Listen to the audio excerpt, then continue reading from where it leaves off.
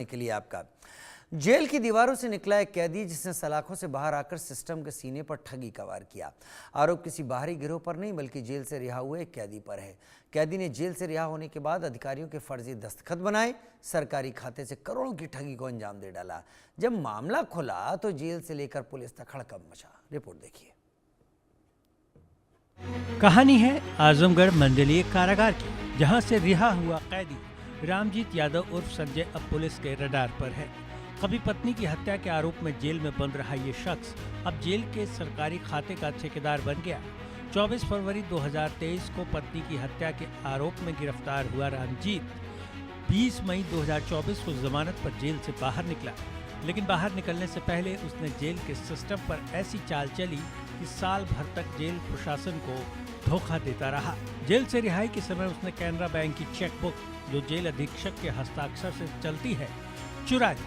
बस फिर क्या था, रिहा होने के अगले ही दिन 21 मई 2024 को उसने 10,000 रुपए निकाल लिए। फिर अगले ही दिन 50,000 और कुछ ही दिनों बाद 1,40,000 रुपए बैंक से निकाल लिए। यानी एक बंदी जिसने जेल की रोटी खाई थी अब सरकारी खाते से पैसे उड़ा रहा था और किसी को भनक तक न थी। सितंबर 2025 में जब अचानक बैंक खाते से 2,60,000 रुपए के निकासी का रिकॉर्ड सामने आया तो जेल प्रशासन की आंखें खुली। जेल अधीक्षक आदित्य कुमार सिंह ने जब बैंक से स्टेटमेंट निकलवाया तो परत दर परत मामले का खुलासा हुआ। मंडली कारागार आजमगढ़ में एक कैदी द्वारा 30 लाख रुपए का धोखाधड़ी करने का मामला आया है। मामला सामने आपको बता दें कि मंडली कारागार में एक कैदी जो कि 2023 में अपने पत्नी की हत्या में निरुद्ध हुआ था, जिसको 1 वर्ष तक जेल में रहना पड़ा था। जेल में रहते हुए उसने जो है जेल में ऐसा साठगांठ बना लिया था कि लोगों को उस पर विश्वास हो गया था। हालांकि मई 2024 में जब रिहा हुआ वहां से, तो वहां से उसने जो है मंडली कारागार के अधीक्षक के नाम से जो चेक बुक था वहां पे कैनरा बैंक का, उसको उसने उड़ा दिया।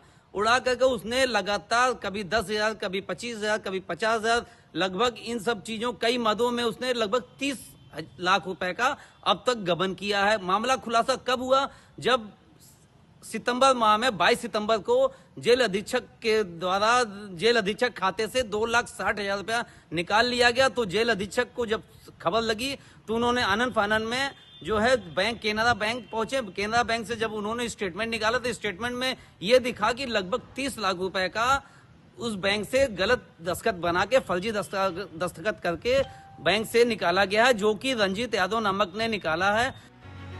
अधीक्षक ने तुरंत इस मामले में जांच शुरू करवाई। वरिष्ठ सहायक मुशीर अहमद से जब अधीक्षक ने सवाल किया तो जवाब मिला, इतना पैसा तो नहीं निकाला गया है, लेकिन बैंक का स्टेटमेंट कुछ और ही कहानी कह रहा था। कुल 30 लाख रुपए से ज्यादा की रकम पिछले 18 महीनों में धीरे धीरे निकाल ली गई थी। इसके बाद 4 लोगों के खिलाफ नामजद मुकदमा दर्ज हुआ। रामजीत यादव उर्फ संजय, जिसने फर्जीवाड़ा किया, शिवशंकर उर्फ गोरख, जो हत्या के केस में बंद है, मुशीर अहमद वरिष्ठ सहायक और लेखा प्रभारी, अवधेश पांडे जेल का चौकीदार। प्रकरण जिला कारागार का है। अधीक्षक जिला कारागार द्वारा कोतवाली नगर में तहरीर प्रस्तुत कर मुकदमा अपराध संख्या 516/2025 धारा 318(4), 61(2) और 316(5) BNS पंजीकृत कराया गया है। जांच से तथ्य यह प्रकाश में आया कि बंदी रामजीत यादव, बंदी शिवशंकर द्वारा वरिष्ठ सहायक लेखा प्रभारी मुशीर अहमद व चौकीदार अवधेश कुमार पांडे के साथ मिलकर सरकारी धन को बंदी रामजीत के खाते में ट्रांसफर कराया गया है। इस संबंध में जो नामजद 4 अभियुक्त हैं उनको पुलिस हिरासत में लेकर पूछताछ की जा रही है। मुकदमा पंजीकृत है, विधिक विवेचना की जा रही है और इस संबंध में कोतवाली नगर द्वारा आवश्यक कार्रवाई की जा रही है।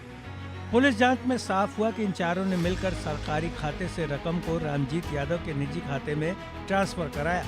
यानी जेल के अंदर से ही ठगी की साजिश तैयार हुई और बाहर बैंक में जाकर उसे अंजाम दिया गया। जेल प्रशासन की लापरवाही इस बात से साफ झलकती है कि 18 महीने तक सरकारी खाते से पैसे निकलते रहे और प्रशासन सोता रहा। Bureau report, India news.